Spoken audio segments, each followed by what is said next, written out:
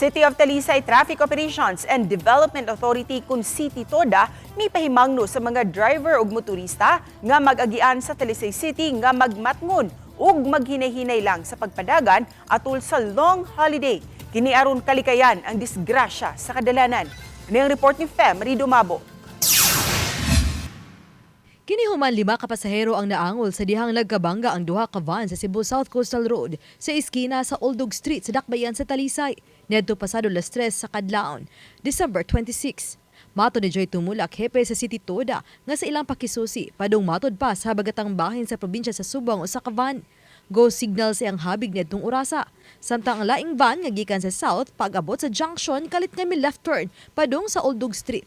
Bisan pa og stop signal sa ang habig. Misangpot kini sa panagbangga sa duha ka van.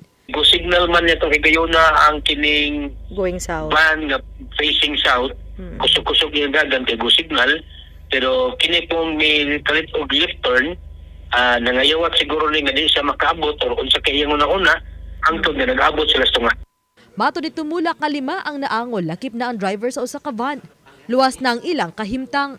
Nagkasetol raw sab ang duha ka habi kinungdan nga wala ra matanggong ang usa ka driver sa van. Tungod niini subling pahimangno ni Tumulak sa mga driver nganing panahon nga luag ang trapiko sa mga dagkong daan sa Talisay City, mas magbinantayon. Mosunod sa traffic light ug di magpakusog og dagan.